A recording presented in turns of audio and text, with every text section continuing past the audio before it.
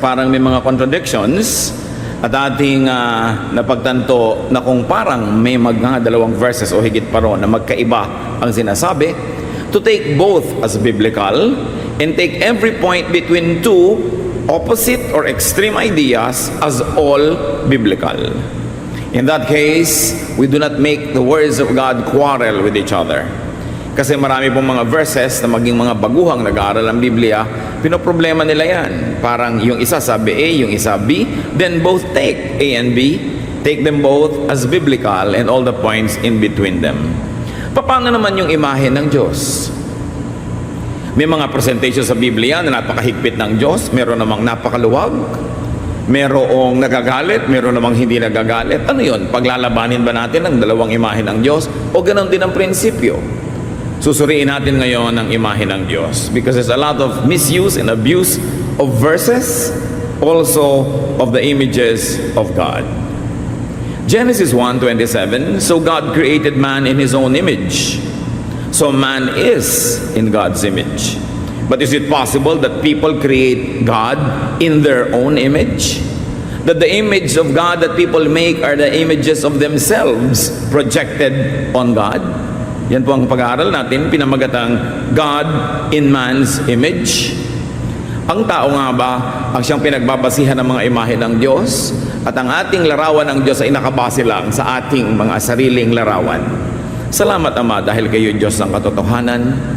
Turuan niyo po kami papagliwanagin ang aming isip, palayain kami sa mga kadiliman ng pag-iisip, at nawa ang kaliwanagan mo ang siyang maghari sa aming buhay.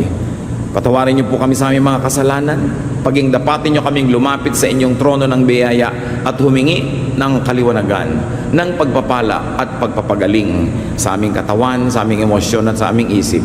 Kayo lang po't wala nang iba ang nais aming marinig. Be our speaker, O Father. We want to hear your voice. Use your servant only as your instrument. In the name of Jesus, we ask you to bless us and to lift up your name. God according to men of God. Ang mga tao po, lalaki at babae man, kahit gamitin natin yung word na men, sa Biblia lalo na, ay may mga pagkakilala sa Diyos. Ano-ano ang mga pagkakilala ng mga tao sa Biblia sa Diyos, at ano-ano ang mga pagpapakilala ng Diyos sa mga pangunahing tauhan sa Biblia. Pag sinabi nating God according to men, ang ibig sabihin natin, God according to is as seen, heard, perceived by men of God. Or seen, heard, and perceived through the life, the experiences, teachings of men of God. So tutunghayan natin kung paano nagpakilala ang Diyos sa mga iba't ibang tao sa Biblia, o kung paano kinilala ng mga taong ito ang Diyos. Magkakamukha ba ang pagpapakilala? Magkakaiba ba?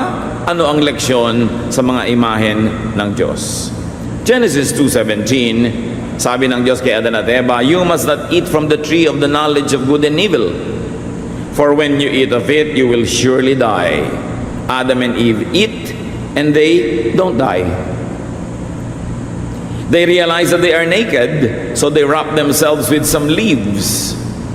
God, interestingly, curses the snake, not Adam and Eve, and God gives Eve a slap on the wrist. Sabi niya, dahil sumuway ka at nagpasimulo ka sa pagsuway, mahihirapan ka sa panganganak. Certainly, ang layo naman nun sa kamatayan. At yung ahas pa ang sinumpa, imbes yung mga taong sumunod, yung ahas na nukso lang naman. Interestingly, we see God curses the ground. Again, not Adam and Eve. God mandates work for food, no more freebies. Nagkasala kayo, pues magtatrabaho na kayo mula ngayon. God brings up the issue of physical death and personally makes genuine leather attire for Adam and Eve. Isa sa mga bunga ng pagkakasala ni Adan at Eva, nakita nilang sila'y hubad. So tinakpan nila ang kanilang sarili ng mga kung ano-anong dahon-dahon. But Genesis 3:21, the Lord God made garments of skin for Adam and his wife and clothed them. Binihisan pa niya, genuine leather pa. What do we see? Ano ang imahe ng Diyos kay Adan? The God of Adam is very forgiving, mild in anger compared to the gravity of the sin. The God of Adam is tender and thoughtful. Yan ang pagpapakilala ng Diyos kay Adan. Siya'y mapagpatawad, mahinahon, banayad kung magparusa. Ngayon, si Cain, pinatay niya ang kapatid niyang si Abel, tapos kinausap siya ng Diyos, Genesis 4:11 to 12. Now you are under a curse and driven from the ground. When you work the ground, it will no longer yield its crops for you. You will be a restless wanderer on the earth. So God puts Cain under a curse, ends his farming career, which means a settled and a peaceful life, and then decreases his vagabond wanderer status. Genesis 4:13. Kay Cain pa rin. Cain said to the Lord, "My punishment is more than I can bear. I will be a restless wanderer on the earth, and whoever finds me will kill me." So here we see that Cain complains, makes an appeal, and even fears for his life. Genesis 4:15. But the Lord said to him, "Not so. If anyone kills Cain, he will suffer vengeance 7 times over." Then the Lord put a mark on Cain so that no one who found him would kill him. Huwag na muna nating problemahin ngayon kung sino yung mga taong kinakatakutan niya. Ibang issue yan. But what is interesting here is God puts a 7-fold sentence on whoever kills Cain. And then God puts a mark of protection on Cain. Cain becomes the first man in the Bible to enjoy diplomatic immunity. Natakot itong si Cain na matapos siyang patayin ng kanyang kapatid, ay patayin din siya ng ibang tao. So tinatakan siya ng Diyos sa kanyang noon na kung sino man ang papatay sa kanya ay 7 beses parurusahan at ipinagbawal na siya ipatayin.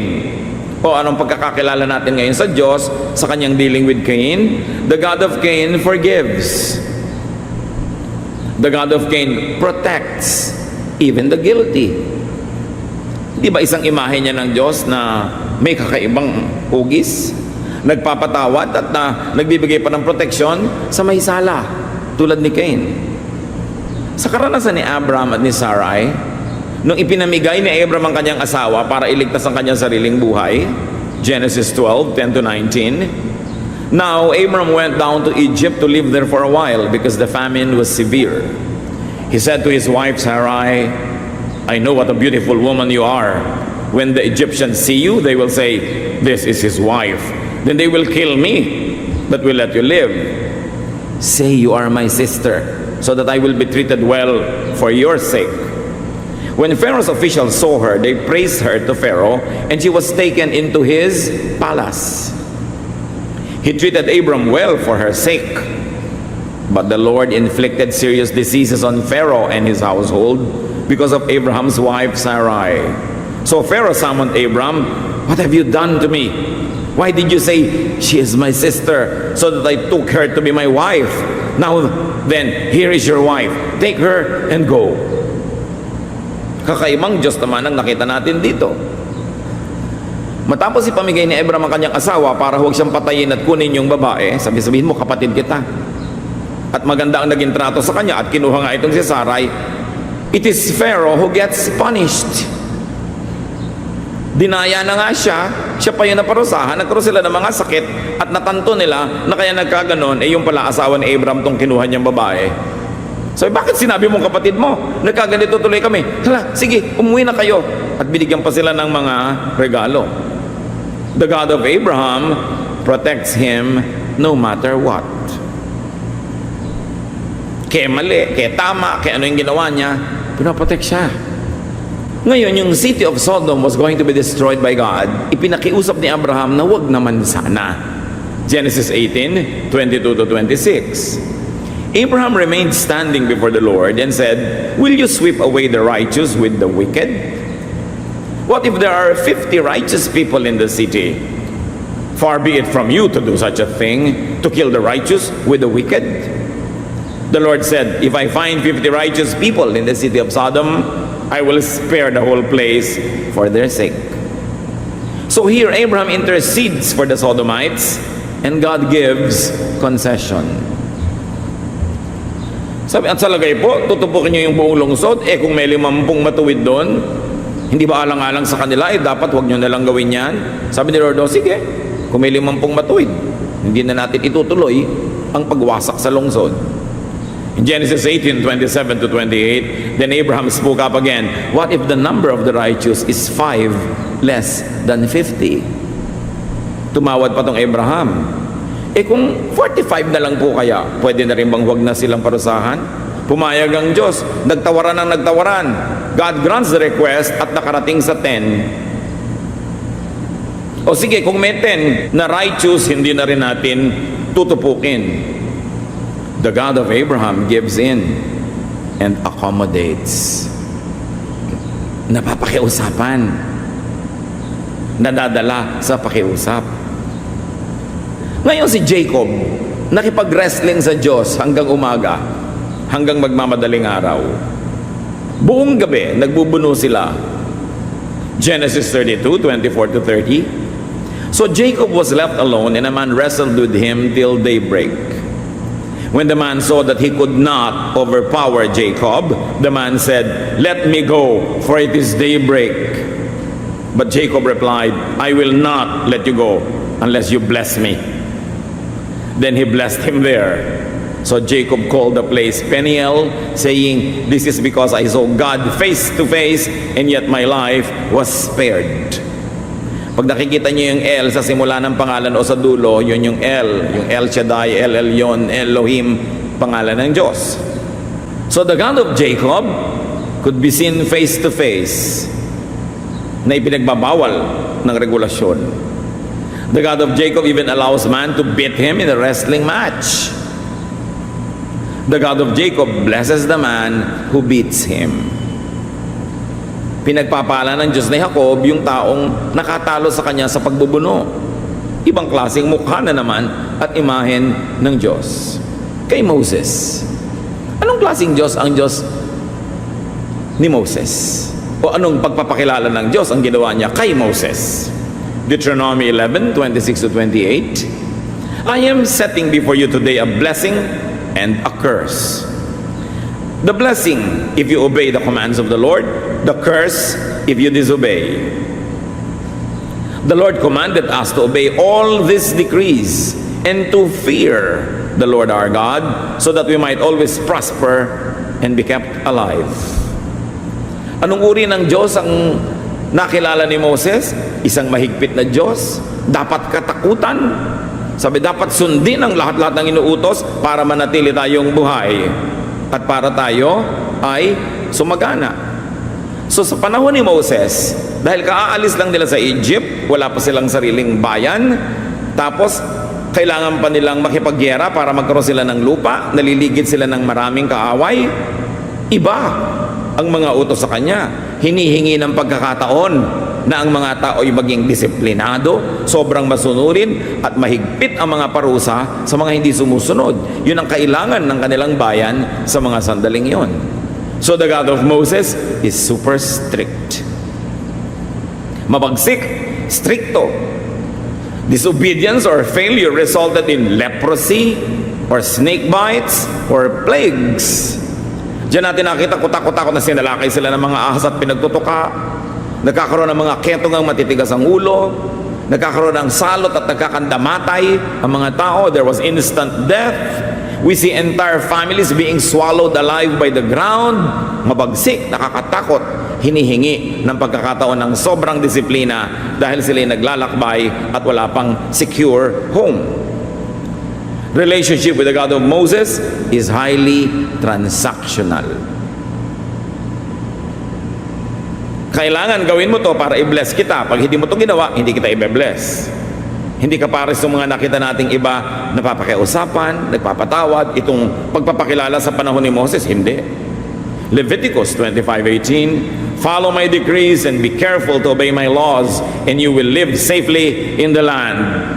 In other words, para kayo maging ligtas, kailangan tiyak ang pagsunod ninyo sa lahat ng mga utos.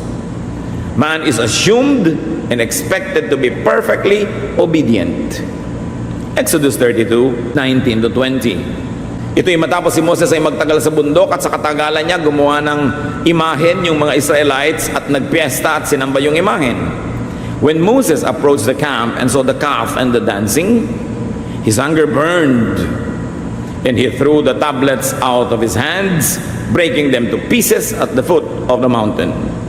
And he took the calf they had made and burned it in the fire. Then he ground it into powder, scattered it on the water, and made the Israelites drink it. Mabagsik ang pagpapakilala ng Diyos kay Moses, so mabagsik din si Moses. Nung makita niya yung gininto ang baka na sinasamba, ipinatunaw niya, dinikdik, pinulbos, inilagay sa tubig at ipinalulon niya, ipinainom doon sa mga sumasamba sa bakang ito.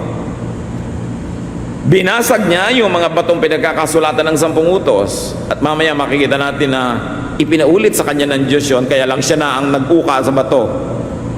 So meron ding naging bunga yung kanyang pagdadabog, pinaulit sa kanya, siya na yung napagod na mag-uka sa bato. Moses gets very strict and stern with the people. So God gets very strict and stern with Moses also. Tit for tat. You get what you give. A cyclical relationship, you might ask. Mahigpit ka, mahigpit din ako. Maluwag ka, maluwag din ako. At sa paghihigpit ni Moses sa kanyang mga tauhan, napaghigpitan din siya ng Diyos. Hindi siya pinayagang pumasok sa promised land dahil lang hinampas niya ang bato. Sabi ni Lord, magsalita ka sa bato para may lumabas sa tubig. Sa init ng ulo ni Moses, sa tigas ng ulo ng mga tao, hinampas niya yung bato, imbes magsalita lang siya. May lumabas naman tubig. Pero nung nakarating na sila doon sa ilog, tatawid na lang, papasok sa promised land, sabi Lord, hep, hep, hep, hindi ka kasama. Bakit naman po? Natatandaan mo, sabi ko noon, kausapin mo lang yung bato, hinampas mo, that disqualifies you. Numbers 20 verse 12, but the Lord said to Moses and Aaron, you will not bring this community into the land I give them. Joshua will bring them in. Ipinamana yung leadership. So Moses presents and appeals to a strict God.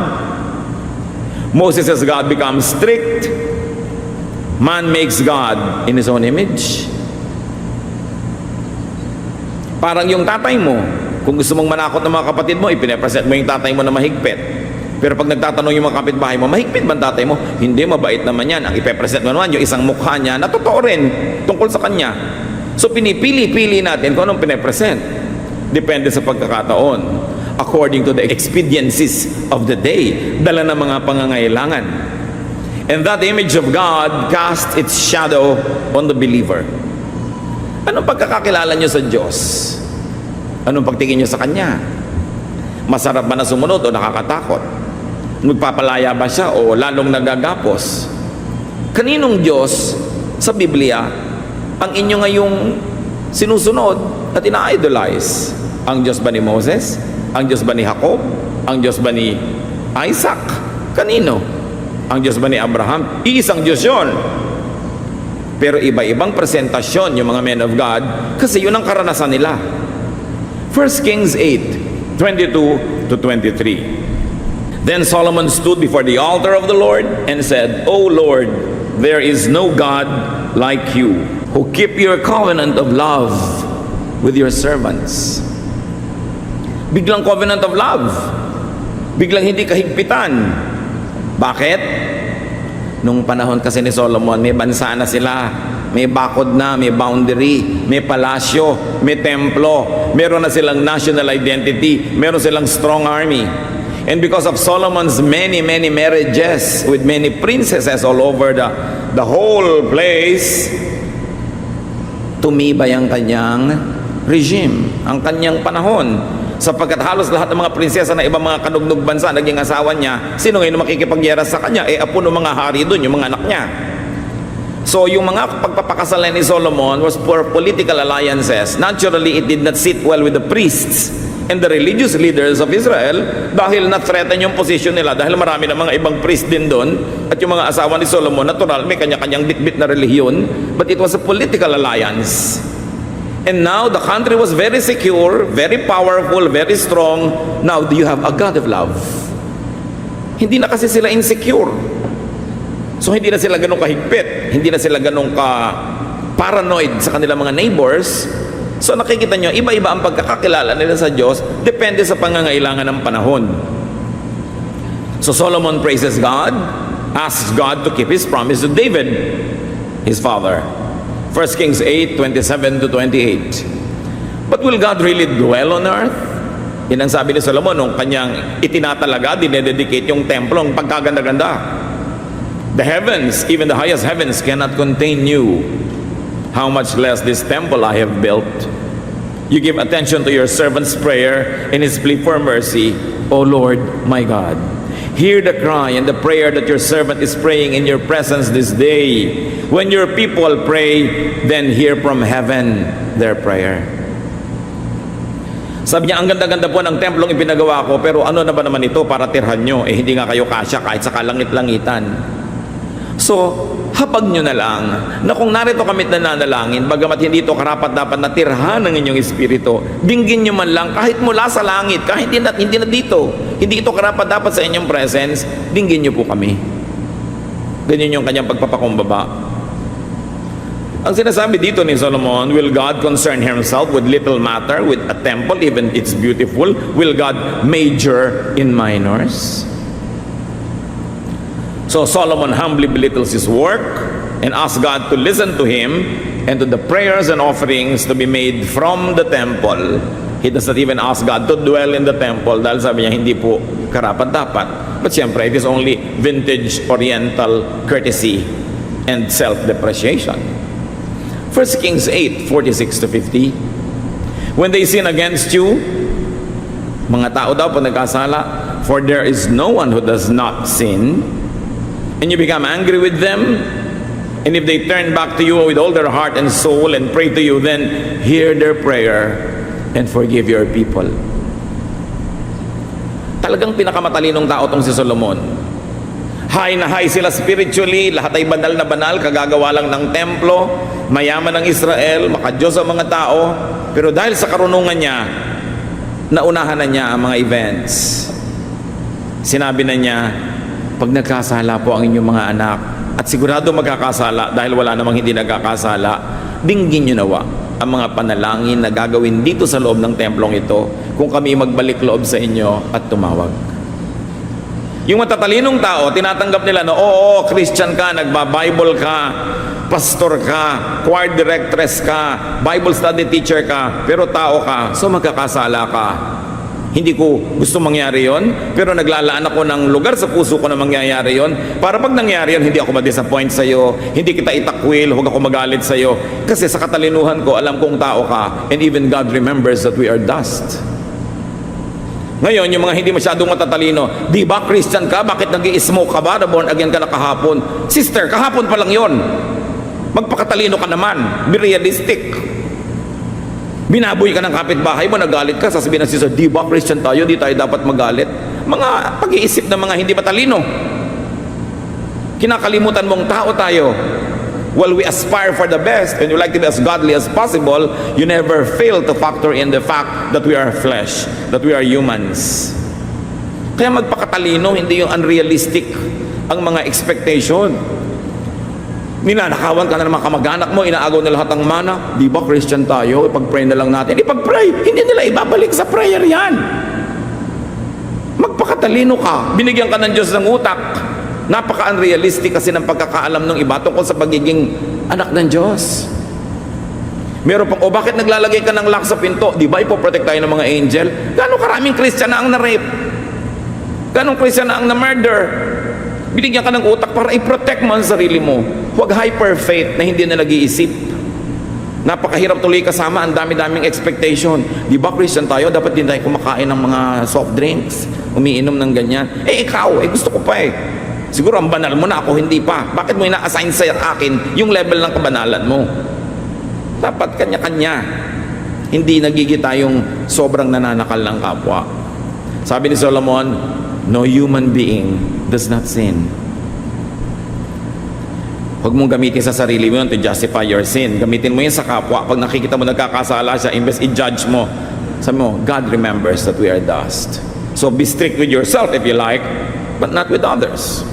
Napaka-advanced ng theology ni Solomon. Palibasa, matalino. Dapat ang mga anak ng Diyos matatalino. Now, the God of Solomon knows that man is imperfect. Yun ang pagkakakilala ng Solomon sa Diyos.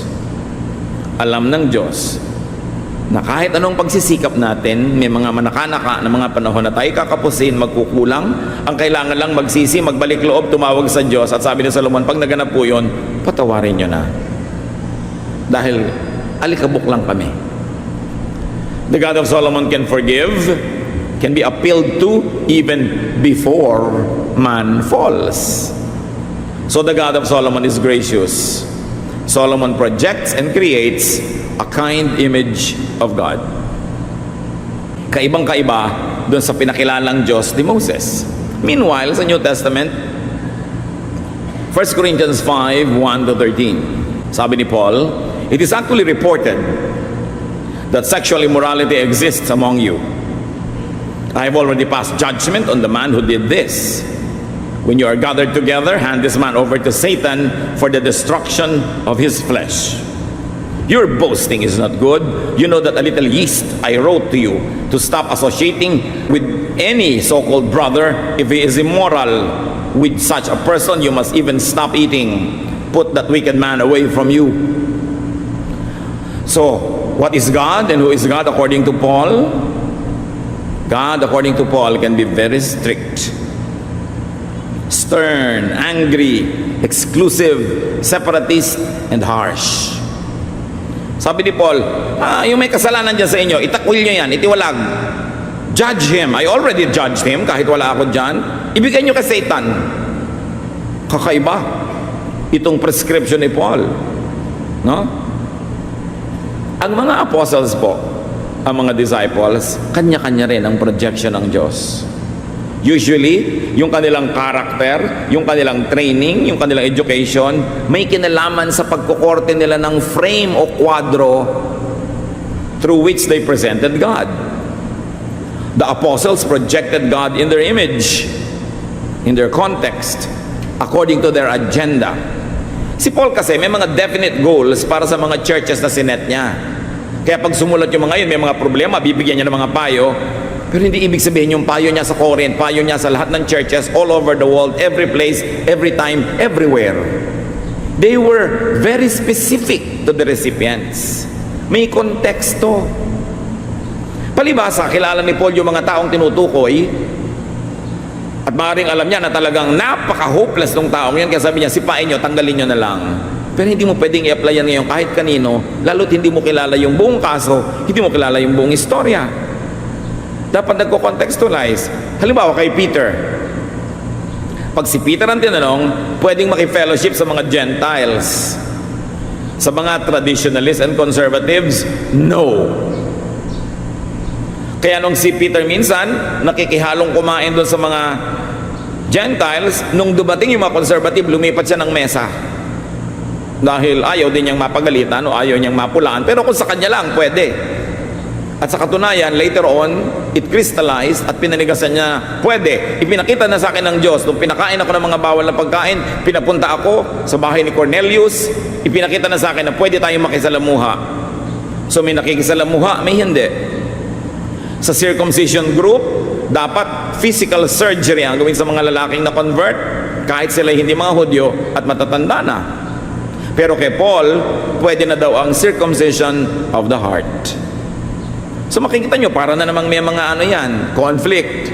Kasi magkakaibang pananaw ng mga tao na nabuhay nung panahon ng Biblia at nababasa natin ngayon ang mga pinaggagawa nila. Halimbawa, si Paul emphasized salvation by faith alone. Pag binasa mo lahat ng sulat niya, talagang faith alone. Pero si James, na kapatid ng Panginoong Jesus, idiniin yung good works. So sasabihin mo, good works ba o faith? E di pareho, may faith ka at mag-good works ka para tama pareho. Yun ang sinasabi natin, may point A, may point B, tanggapin mo pareho, and anywhere in between you operate. Because these two teachers were presenting two different angles of the same truth. Hindi kailangan pag-awayan, hindi kailangan mag-contest. Kanya-kanya lang emphasis. At itatanong natin, ba't ganun ang emphasis ng iba? Kasi may panahon sila, may pangangailangan sila, meron silang sinasolve na problema. So ibang emphasis. Katulad halimbawa, kayo mga magulang, siguro may anak kayo na hindi nyo masyadong hinihigpitan kasi matino. May anak kayo na sobrang yung bantayan kasi pambaya. The same parent, magkaiba ng treatment. So hindi pwedeng sabihin ng anak na isa na, alam mo, ang tatay ko is completely mabait lang, hindi siya namamalo. Hindi siya pinapalo, pero yung kabila pinapalo. Pag sinabi ng kabila, hindi namamalo ang tatay ang higpit-higpit nga. Totoo rin, di ba? Pero hindi yun magka-conflict. Magkaiba kasi ng pananaw yung nagkukwento. Kanya-kanyang emphasis, kanya-kanya kasing audience, kanya-kanyang binabalanseng sitwasyon, kanya-kanyang layunin kahit nasa loob ng iisang Biblia. The God of the apostles had many faces. Therefore, nung araw, there were many Christianities. Hindi lang isa ang Christian church nung first century. Nung unang panahon, nung hindi pa pinapakialaman ng imperyo ng Roma ang pananalig, maraming mga congregations, kani-kanya ng style, kani-kanya ng ina-emphasize, kasi kani-kanyang leader ng mga apostles, iba-iba ng emphasis, pero si Kristo ay tagapagligtas ng lahat, ang Diyos Ama sa langit ay tagapaglikha, Diyos ng lahat, pero may iba-iba silang emphasis. Na standardized lang ang Christianity after 320 AD. Noong ang emperor ng Rome ay nakialam, crowned himself Summus Pontifex, or the first pontiff of the church, and then standardized everything. Kailangan ganito, kailangan ganito, kailangan ganon. Pag hindi ganito, heretic ka. Pagka hindi ganito, demonic ka. Why? Because the empire was concerned with standardizing and controlling everything. But in the first 300 years of Christianity, kanya-kanyang Christianities. The results, of course, were competition, sometimes demonization, division, and separation. And up to now, that is the sad truth. Pero wala pong isang standard lamang. Nangyari lang yan nung kinontrol ng empire at nakapangyari yung mga makapangyarihan na inappoint. So nakita na natin ang pagpapahiwatig ng iba't ibang mga karakter sa Bible tungkol sa Diyos. But let's take a look now at God according to the Son of God, according to the Lord Jesus. Colossians 2:9, for in Him the whole fullness of God lives in bodily form. Kay Jesus daw, yung kabuuan ng Diyos Ama sa langit ay nabuhay sa loob ng katawan na yon. Colossians 1:19-20, for God was pleased to have all of His fullness live in Him. Through Him, He also reconciled all things to Himself. Ikinalugod ng Diyos Ama sa langit, nakasihan ng buong-buo niyang pagka-Diyos si Jesus. At sa pamamagitan daw ni Jesus, nakipagbalikan ang Diyos Ama sa lahat ng mga bagay. He reconciled everything back to Him. Pag sinabing salitang reconcile, ibig sabihin nagkaroon ng pagkakahiwalay. Pag mayroong mag-asawang nagbalikan, ibig sabihin naghiwalay. So nag-reconcile kasi dating isa, nagkalayo, nagbalikan. At sa pamamagitan ni Jesus, nakipagbalikan daw ang Diyos Ama sa sangkatauhan. Ano kayang pakikipagbalikan yon? Ano yung pagkakahiwalay na naganap? Yung mga misrepresentation ng iba't ibang mga panahon, mga leaders at mga teachers. Yung mga pag-abuso sa ibang aspeto ng Diyos na situation na lang, bagay lang halimbawa kay Moses, ina-apply pa sa ibang panahon. Tinuwid, ikinarek lahat yan ng Panginoong Jesus. Let us take a look at God according to Jesus. God according to Jesus becomes human. Yung God ni Moses na hindi pwedeng pakiusapan, yung God ni Moses na pag nagkamali ka ng hawak sa Ark of the Covenant, namamatay ka, yung God ni Moses na pag nagre-reklamo ka, ipinapatuka ka sa mga ahas, ipinakilala muli ni Jesus sa kanyang tunay na form. Human. God and human. Parang yung panahon ni Adan. Sa katawan ni Adan, nandun ang Espiritu ng Diyos na malinis at yung katawan ng tao, the divine and the flesh, all in one. Bumalik yun kay Jesus. God lived fully in Jesus. God is no longer distant. God is no longer angry. God is no longer strict. Jesus is God in the flesh. What God willed, Jesus did. What Jesus did, God accepted. Perfect relationship. Kung ano ang niloob ng Ama sa langit, tinupad ni Jesus. Kung ano ang ginawa ni Jesus, buong pusong tinanggap ng Diyos Ama. John 15:9, just as the Father has loved me, so I have loved you, so abide in my love. That is the message of Jesus that reconciled God the Father back to humanity, the message of love. Sabi niya, napakarami ng mukha ng Diyos ang nakita nyo sa mga nakaraang taon o libong taon. Sari-saring pagpapakilala ng mga propeta, ng mga hari, ng mga pari, ng mga scribes, ng mga Pharisees. Iba't ibang mukha ng Diyos. At sabi ni Jesus, ngayon na ako ay Diyos na nagkatawang tao, nabubuhay sa aking katawan ang buong kabanalan ng Diyos. Ibalik natin ang lahat sa dati.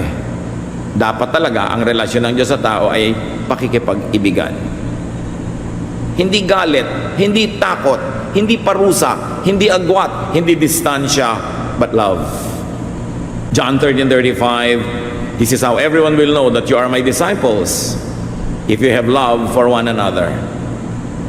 Ang ganda ng pinasinabi ng Panginoon. Paano nyo patutunayan sa mundo na kayo ay aking mga disipulo kung nagmamahalan kayo? Tingnan ninyo ang marami mga religious leaders na nagbabangayan kung nagmamahalan, pare-parehong sinasabing naniniwala sa Diyos Ama at kay Jesus. Sabi niya, Lord, hindi galing, hindi pinag-aralan, hindi doktrina, hindi debate ang magpapatunay na kayo ay aking mga disipulo. Ano yon? Kung nagmamahalan kayo sa isa't isa. Kasi kung tama ang doktrina, bakit hindi mapagmahal? Ang mensahe ni Jesus, pag-ibig. Yan lang ang titingnan nyo mga kapatid sa mga palabangay, palaaway, mga panghusga, laging nagagalit, nakikipag-away. Hindi ganyan ang pamantayan na ibigay ng Panginoon para kilalanin ang mga tunay niyang disipulo. Now God, according to Jesus, is loving. Ibinalik. Mark 2:16, when the scribes and the Pharisees saw him eating with notorious sinners and tax collectors, they said to his disciples, why does he eat and drink with tax collectors and notorious sinners? Nakita niyo yung mga religious leaders, lumayo na ng lumayo sa mga tao, lalo yung hinuhusgahan nila na masama. Pero si Jesus doon nakisalamuha. We've got to learn from that. Matthew 11:19, the Son of Man came eating and drinking, and they say, look, a glutton and a drunk, a friend of tax collectors and notorious sinners. So hindi siya mapaghiwalay. Hindi niya sinabing itiwalag, tanggalin, ibigay sa dyablo. Hindi yun ang payo niya. Mahalin, tanggapin, samahan, saluhan sa hapagkainan. Yun ang trato ni Jesus kahit sa mga makasalanan. Iba-ibang mukha. Dapat marunong kayong pumili kung aling mukha ang inyong tititigan. God, according to Jesus, befriends and mingles with the so-called sinners. May contest pa ba naman kung kaninong version ng Diyos ang ating dapat pairalin sa buhay natin? Siyempre, yung version nung Diyos na nagkatawang tao mismo, si Jesus, na ating tagapagligtas. Matthew 18:21-22, then Peter came up and asked him, Lord, how many times may my brother sin against me and I have to forgive him? 7 times po ba? Jesus said to him, I tell you, not just 7 times, but 77 times. Or 70 times 7. In other words, 7 being symbolic of perfection. So hindi 7 lang, walang hanggang pagpapatawad ang ibibigay mo. In and through Jesus, God is loving. Yun ang kwadro na ibigay sa atin ni Jesus para tingnan yung Diyos. God is forgiving, reconciling, and fellowshipping even with sinners. You know what happened in Jesus? Jesus brings back God's image back to that of the God of Adam and Cain. Kung ano ang pagpapakilala ng Diyos kay Adan, o nagkasala na kayo, hindi naman niya pinatay, binihisan pa niya ng leather, nagkasala si Cain, nilagyan pa ng tatak para huwag gantihan ng iba, ibinalik ni Jesus yung imahe ng Diyos na nakilala ni Adan at ni Cain. Jesus becomes the new Adam. In Him, the Spirit of God and flesh live together. A complete cycle. You might say a complete circle. It was a balancing and a correction. What image of God do you have in mind? What image of God appeals to you? What image of God do you make? And what image of God do you project? Projection yan eh. Para yung maraming nanay dyan, pag may makulit na mga anak, dumadaan ako, ayan si pastor, kakainin ka niya. Yung iginagawa nila ako ng imahen na mahigpit. Kasi siguro natatamad sila maghigpit. Natatakot sila sa anak nila, hindi nila madisiplina. Ako ipapanakot. Marami rin ganun na religious leader, ipinapanakot ang Diyos. Magagalit sa iyo ang Diyos. Teka sister, nagagalit ba sa akin ang Diyos o ikaw ang nagagalit at nagtatago ka lang sa likod ng Diyos? Ang daming ganun. Sabi ng Diyos, ibigay nyo daw lahat ng pera nyo sa buslo. Sabi ba yun ng Diyos? O yun lang Pastor May sabi. Nagtatago ang mga tao sa Diyos. People tend to make God and church in their image.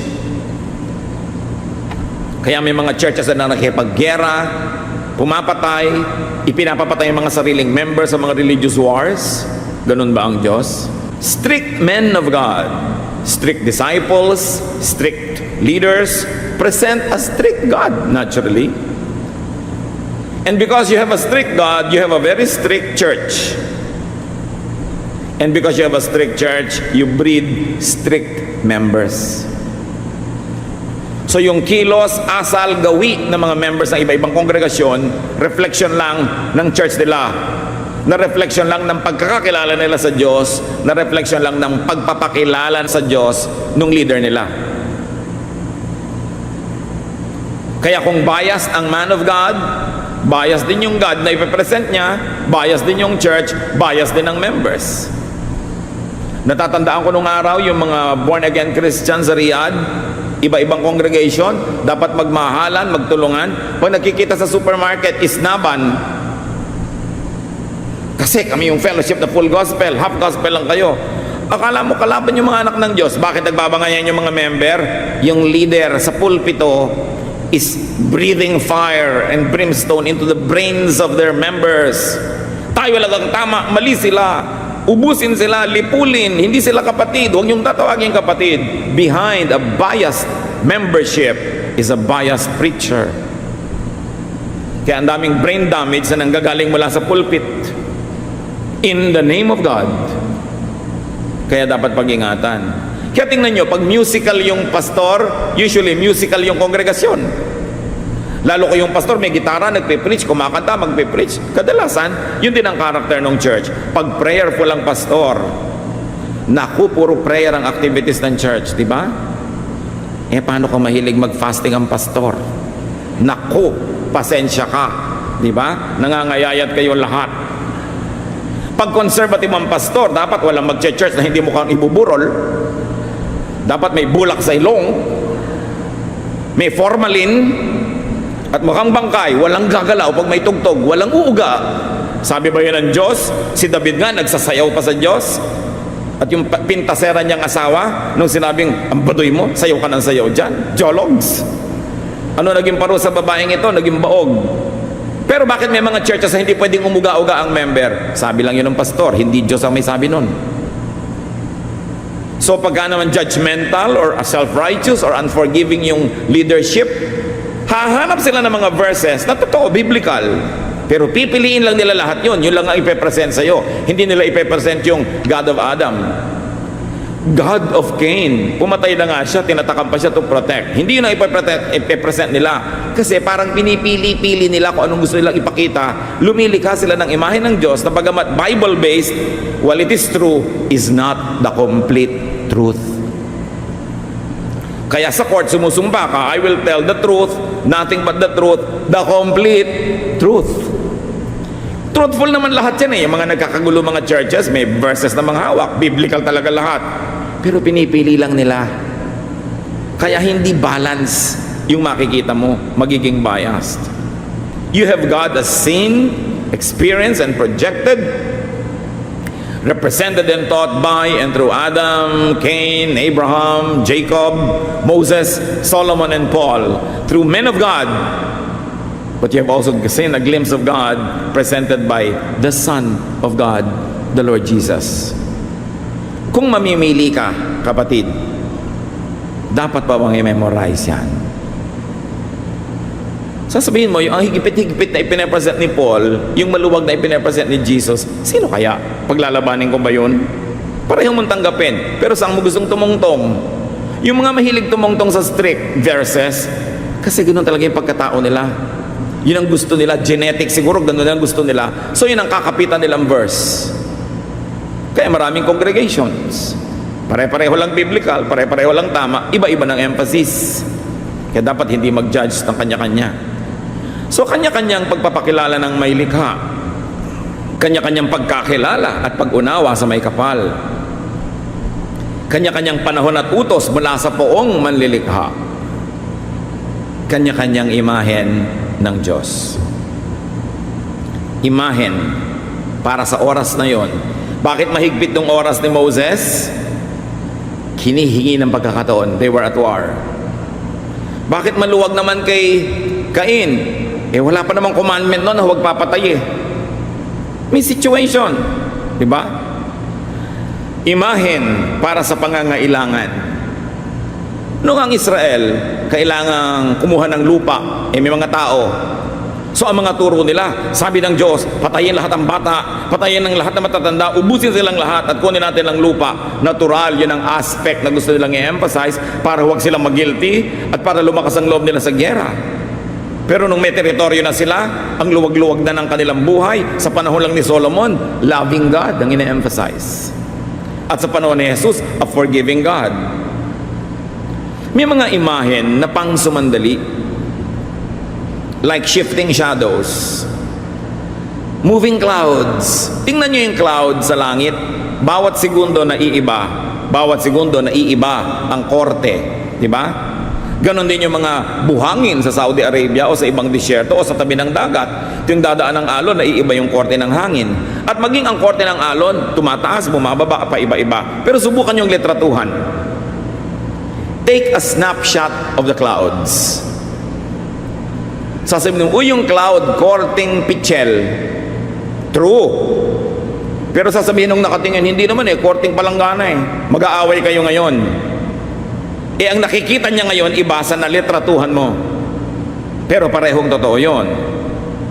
Because images shift. Therefore, the snapshots of God, presented in many chapters and verses and books of the Bible, hindi lahat pang universal application. Halimbawa, may snapshot kayo ng balance nyo sa bangko. Pupunta kayo sa ATM, pipindutin nyo balance, lalabas. Marami ka pang pera. Pero hindi mo pwedeng dalhin yun sa US Embassy para patunayang may pera ka. Kasi 3 months ago na yung litrato. Ang gusto nila, yung current o yung balance mo in the last 6 months. Kasi mas totoo yun. Mga kapatid, ganun ang ginagawa ng marami sa Diyos. Kinukulong natin yung imahe ng Diyos sa isang pagpapakilala niya, sa isang panahon, sa isang grupo ng tao, sa isang uri ng pangangailangan na maaaring iba na ngayon kasi iba naman yung pangangailangan, iba yung pagkakataon, iba naman yung kausap. Kaya ipinagbawal ng Diyos ang graven images. Kaya ipinagbawal ng Diyos ang idolatry. Ang idol, mga kapatid, ay hindi lang yung inukit sa bato, inukit sa kahoy, nililok sa chalk, idinrawing sa papel. Hindi yun ang idol. Ang idol ay yung kinulong mo ang Diyos sa isang kwadro na nakita mo for 1 second and then you will say forever, ganun siya lagi. Yun ang idol. Why? Because an idol limits God. So you present an angry God, hindi naman siya laging angry. You present a very indulgent God, hindi naman laging ganun, may napaparusahan din. So dapat walang image. Dapat kung ano yung katotohanan ng Diyos sa iyo ngayon, yun ang katotohanan niya at patuloy na nag-iiba ang interaction nyo. When you trap God in a certain character, in a certain mood, in a certain decree or judgment that He revealed long ago, you make an idol of Him. At ayaw niya nun. Now, the biblical men of God found in their image of God what they needed, what they wanted. Identity. kahigpitan ng Sabat, kasi through the Sabat makikilala mo ang tunay na Israelite at hindi. O kailangan magpatuloy ang mga lalaki, kailangan circumcision. Because of that, you will recognize an Israelite from other men. Hindi sila pwede mag-desert ng army dahil hubaran lang sila, malalamang Jew pala sila, Israelite pala sila, identity. So they found in God acceptance, affirmation. Kaya kayo lang ang mabuti, lahat masama, kayo lang ang paborito ko, yung iba hindi. They found affirmation which they needed, so they emphasized that. Sa mga panahon, they needed forgiveness, accommodation, justification, favor. They found all of that in the many shifting images of God. Kaya ipinagbabawal na gumawa ng permanent image, kasi ipapako mo ang Diyos sa ganung uri ng mood o katuruan o kasabihan. Sa Bible nga, di ba? Merong pinaparusahan, merong hindi. So anong gagawin mo? Pag gumawa ka ng image ng Diyos na nagpaparusa, hindi na yung totoo sa mga hindi naman napaparusahan. Nalilimit mo siya. Pag gumawa ka ng image ng Diyos na hindi nagpaparusa, again, hindi yung totoo sa napaparusahan. So dapat walang image. You deal with God on a daily basis. You continue to accept His revelation of Himself in the written word and in your actual experience. Kaya kanya-kanya rin kumisan ng mga bayan-bayanan, mga lahi ng image of God. Hindi ba sa mga mangingisda, sa mga seafaring cultures of the world, ang mukha sa kanila ng Diyos ay Diyos ng dagat. Kasi magdaragat sila eh. Sa mga magsasaka, ang mukha sa kanila ng patron ay magsasaka. Sa mga marino at mga pumupunta at pumapalaot sa dagat, ang mukha sa kanila ng may likha ay Diyos ng mga dagat. Kasi yun ang relevant sa kanilang buhay, yun ang may connection. Kasi lahat yun totoo, Diyos yun. Pero hindi ko sinasabi na lahat ng Diyos-Diyosan ang lahat ng relihiyon na yun nga ang Diyos. Pero ang sinasabi natin, yung pagpapakilala ng Diyos, kung minsan depende rin kung ano yung trabaho mo, ano yung culture mo, ano yung gender mo, ano yung buhay mo, doon nagpapakilala sa iyo ang Diyos. Kaya may iba-iba tayong pagtatangi at pagkakilala ng iisang Diyos. Kaya hindi ka dapat gumagawa ng ito lang, ito ang kaisa-isa, therefore sa iyo din dapat ganito. Kasi iba-iba, nakita na natin yan sa Biblia. The priests, prophets, and kings of Israel even found in God, even found in their God, even found in their image of God, a tribal, the national champion. Yung mga Israelites kasi laging giyera, they found in God a kakampi against the world. Pero sobrang na-misuse at na-abuse yan. Nilikha ng Diyos ang lahat ng tao, mahal ng Diyos ang lahat ng bayan. Pero sobra ang pag-emphasize ng Israel na sila lang ang mahal. At yung iba, kill them all. They needed that. They wanted that because they were busy and insecure trying to put up a nation. Kaya nung panahon ni Jesus, mahalin na ang lahat, tanggapin ang lahat, ang ebanghelyo para sa lahat, hindi lang para sa mga Hudyo, dahil naiba na ang panahon at naiba na ang kalagayan ng Israel. The Israelites projected an image of God that served their tribal, nationalist interests against their enemies. Kaya yung mga iba tuloy ngayon, because sobrang na-abuse ito, kasi nila, hindi naman ako Israelite, hindi ako mahal lang Diyos, hindi ko siya sasambahin, pang-Israel lang siya, tribal lang siya, national God lang siya, hindi siya God ng lahat. Basahin mo yung Bible, puro Israel, my land, my people. Israel, ang kalaban nyo, kalaban ko. Nung giyera yun, nung panahon na yun, in-emphasize yun ng mga Israelites because that's what they needed. And it's also true. But it's not the complete truth because God created all people, all tribes, all nations. Kaya sa Revelation, sabi, iipunin ng Diyos ang lahat ng mga lahi, ang mga bansa, ang mga wika. Mahal din niya ang lahat. Itinanghal nila nung araw ang imahe ng Diyos bilang kalaban ng mga kalaban nila, which now limits God and turns off many people. They made an image of God na sa kanila lang kampe at kalaban ng lahat ng bayan. At na-freeze doon yung image. Itinanghal nila ang kanilang mga sarili bilang natatangi at kaisa-isang bayang mahal at pinagpala ng Diyos. Now, that limits God's love even during the time of the Lord. Na-limit. Pero sa Biblia mismo, ang daming hindi Israelitang kinasihan, kinampihan, at pinagpala ng Diyos. Kaya dapat binabasa nyo rin yun. Si Nabal was a non-Israelite prophet, pero prophet.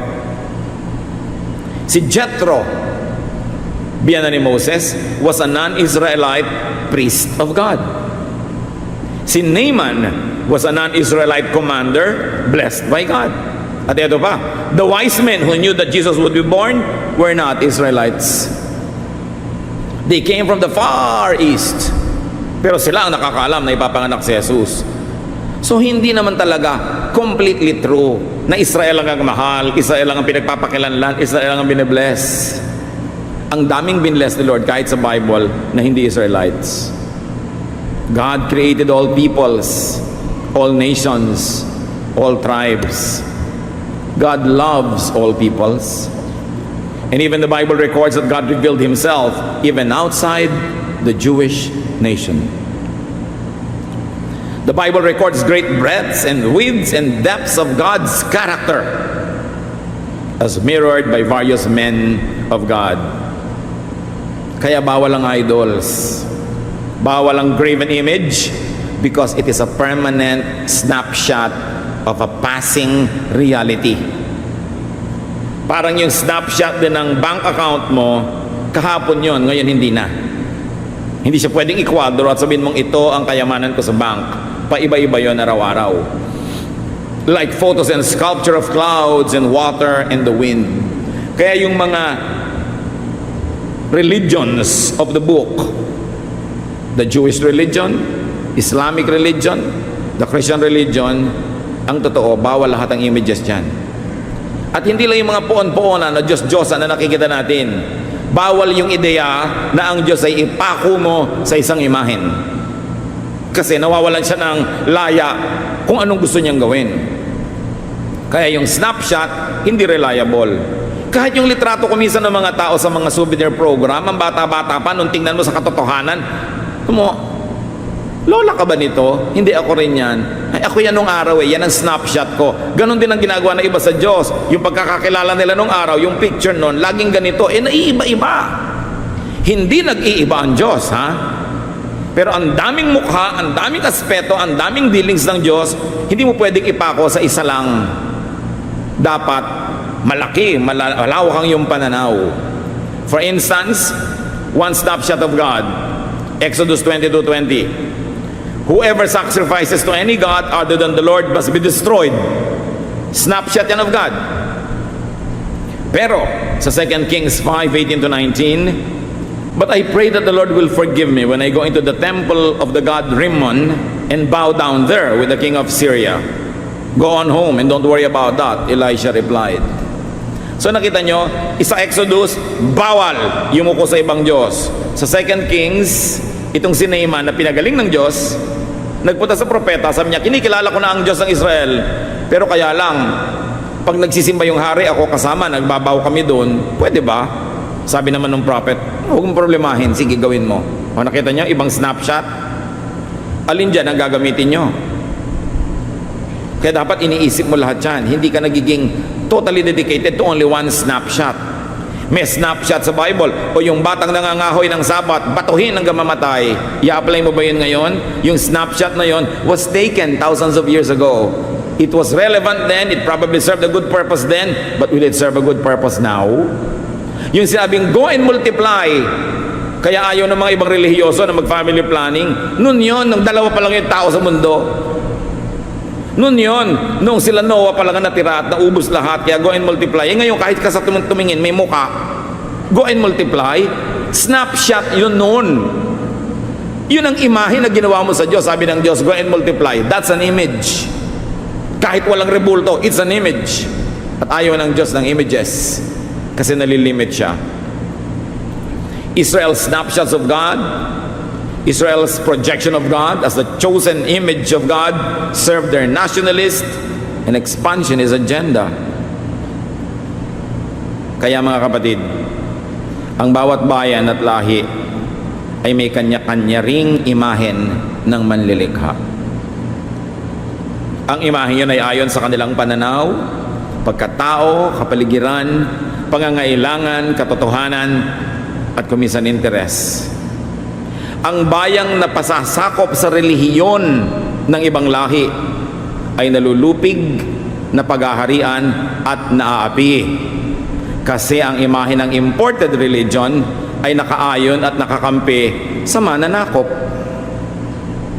Kita niyo ang mga Pilipino noon tumanggap ng relihiyon ng mga Spaniards, nasakop at naapi tayo. Nung tumanggap ka ng relihiyon ng mga Protestant Americans, ayan, nasakop din tayo. Kasi kanya-kanyang lahi, ang pagpapakilala nila sa Diyos, pabor sa kanila. Kaya pag tiningnan mo ang mga imahen ng mga halimbawa ay relihiyon ng mga Spaniards, ang mga poon, kamukha nila. Di ba? Mapupula ang buhok, madidilaw, matatangos ang ilong, mapuputi ang balat. Kamukha nila ang Diyos. Sino ang kamukha ng mga Pilipino? Yung demonyong tinutungtungan ni San Miguel Arcangel, pandak, maitim at kulot. Naniniwala kayo na gano'n ang itsura ng Diyos at gano'n ang itsura ng demonyo? So, kailangan kamukha ng mananakop ang Diyos para pati yung mananakop, baw ka. The image of God, for instance, of Catholic Spaniards favored colonization. Ang mga white Americans na sila daw ang champion ng biblical Christianity, in the same Bible Belt in the United States, doon pinractice ang slavery of white people sa mga black people. Yan, mga puti, ibinebenta nila yung mga itim kasi slavery. These were practiced by Bible-waving, Bible Belt Christians in the United States. Slavery for hundreds of years. So sabi, kasi naman daw, nasa Biblia talaga may slaves. Pero sa panahon ni Jesus, iniba na niya yun. Binahal niya yung mga kawawa. Sabi pa nga ni Paul, yung dati mong slave, i-charge mo na lang sa akin ng bayad, palayain mo na. Pero ginagamit ng mga bayan, ginagamit ng mga makapangyarihan ng Diyos para lalo silang lumakas at maghari. Kaya dapat masuri tayo at masuriin. Ihihiwalay mo yung missionary sa Diyos na daladala niya. Ihihiwalay mo yung culture ng missionary sa Diyos na kanyang nire-represent. At tanggihan mo yung mga bagay na sasakal, lulupig, magpapahirap sa'yo dahil hindi yun ang kagustuhan ng Diyos para sa'yo. Ngayon, yung mga pro-Israel Christians na mga modern, they want militant action against the political enemies of Israel. So once more, the name of God will be used to plunge Christians into war with the religious and political enemies of this nation. Dapat ba natin yun nagawin? Of course, they quote the Old Testament, but remember, those are snapshots. Realities that were real in their context, but will have to be reevaluated and restudied before being applied today, because that is a frozen idol of God. Well, God does not change. It is God's fullness that does not change. Yung mga hindi momentary snapshots lamang. Halimbawa si Jesus. Nagtatalo ang mga Samaritans at mga Jews kung sino ang tunay na mananampalataya at kung saan tunay na dapat sambahin ng Diyos. Sa Mount Zion o kaya ay sa bundok naman ng mga Samaritans. Kausap niya ang babaeng Samaritana, John 4:20-24. My ancestors worshipped on this mountain, but you Jews say Jerusalem is the only place of worship. Jesus said to her, believe me, the time is coming when you won't worship the Father either on this mountain or in Jerusalem. But the time is coming, and it already is here. Even now, the true worshipers are being led by the Spirit to worship the Father according to the truth. These are the ones the Father is seeking to worship. Sabi ng Samaritan, kami mga Samaritan dito sa Mount Gerizim nagwo-worship dahil ito ang tunay na bundok ng Diyos. Kayong mga Hudyo, pinipilit nyo na Mount Zion ang tunay na bundok ng Diyos at doon dapat mag-worship. Sabi ni Jesus, nako, darating ang panahon, iha, na hindi dito sa inyong bundok sa Mount Gerizim at hindi rin sa aming bundok sa Mount Zion ang pagsamba. Dahil ang Diyos, sabi ganon, ay gustong sambahin siya. Hindi kung saang lugar, kung saang bundok-bundok, kundi sa puso. In spirit and in truth. Sabi niya, yung panahon na yun dumating na. Ang tanong ito, ba't ang dami pa mga Christian ngayon kailangan magpunta pa sa Jerusalem para magdasal? Bakit kailangan magpunta sa Jerusalem para mag-pilgrimage? Bakit kailangan magpatsimay at magpatsimay sa mga Israelites? Dahil first class God's people sila at tayo second class lamang? Mga religious garbage. Pinalaya na tayo ni Jesus sa lahat ng yan. Sabi niya, not on this mountain, not there. At sabi pa ni Paul, wala ng Jew, walang Greek, walang slave, walang free, walang man, walang woman. Lahat pantay-pantay sa Diyos. Bakit ka pa ngayon sunod-sunuran na naman? Malaya ka ng bansa, magpapasakop ka na naman? May panibago na naman tayong amo? Kaya dapat ang tao mapag-isip. So yung palang Mount Zion, na yun ang bundok ng Diyos, hindi rin pala yun ang truth. Kasi sabi ni Lord, hindi na yan magiging totoo. You will worship God in spirit and in truth. Sabi niya, at nagsimula na ang panahon na yun. O ba't pa natin ibabalik uli sa gusto na naman nating doon na naman? It gives them prerogative, it gives them importance, it gives them power over us to say na doon lamang pwedeng sumamba at doon lamang at sila lang ang tunay na anak ng Diyos. Which image of God would you want to rule in your life? The image made by colonialists? The image of God made for colonization? The image that trivializes and oppresses you? Gusto mo ba yung Diyos na maputi, maitim ka, kaya kailangan lagyan mo ng hydrogen peroxide yung ulo mo para maging kulay buhok na mais? Ang mga santa at mga poon, matatangos ang ilong, saka magpa-opera ka para maging kamukha ka ng poon? Talaga bang may image ang Diyos? Kaya ipinagbawal ang image, nakaka-oppress. The image that affirms, accepts, or even justifies you is not what will help you. Which image of God would you like to project, to promote, to implement? A cruel God? Pwede. May Bible verses dyan. A strict God? Pwedeng-pwede. Ang dami din Bible verses. Or a kind and loving God? Ang dami lalong verses at galing pa sa bibig ni Jesus.